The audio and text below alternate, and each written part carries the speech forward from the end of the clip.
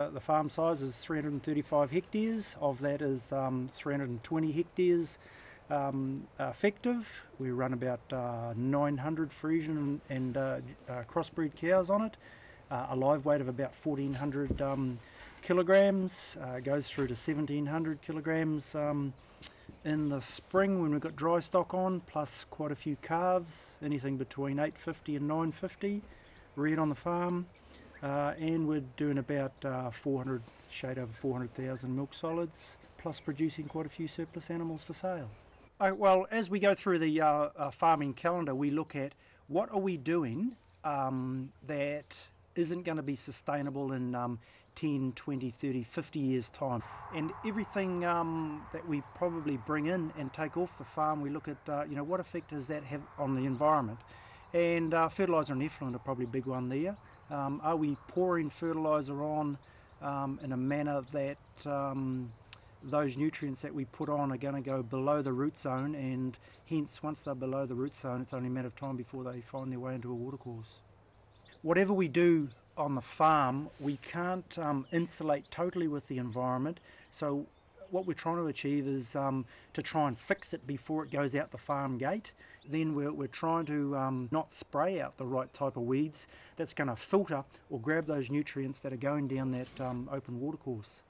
On the subject of your effluent system, I believe you were the pioneer of a very good one. Well, hopefully the low application rate system most dairy farmers throughout New Zealand will pick up and run with.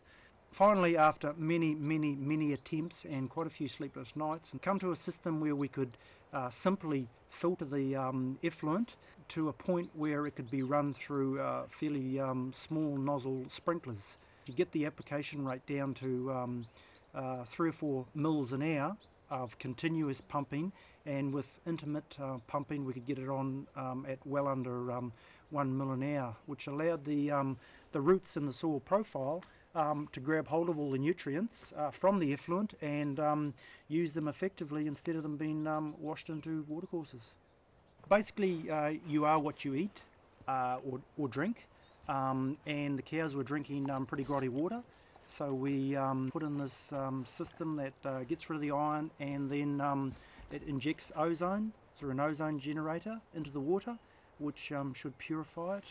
Because the cows were sick from the water that they were drinking, so we implemented this system so that they would drink healthy water, and then their health improved remarkably from that.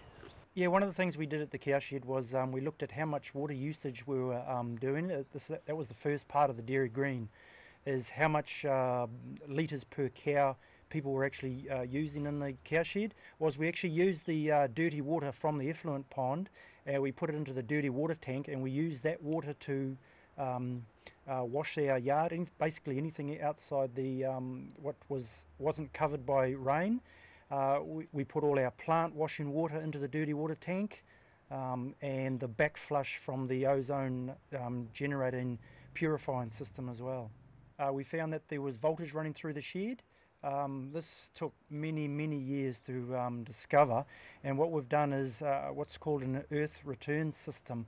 We've put a 2.5 metre stainless steel rods at 5 metre intervals right around the entire shed, about 360 metres I think, to try and stop the voltage which was coming through the ground coming into our shed. It's a fairly big shed, which means it's a very good earth, so any voltage that's coming through the ground is attracted to the earth like a magnet, and it does affect most of the herd, but we can get in some milkings up to 10% of the cows kicking the cups off.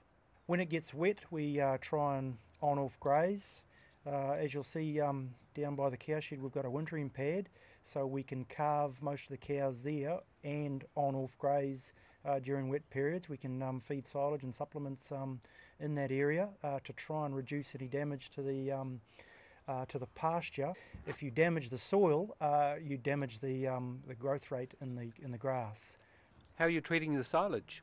Well, I don't think we treat the silage that much different to most people, but what we've done is to stop the silage leachant going into the waterways, we've diverted it into a 3,000 gallon tank.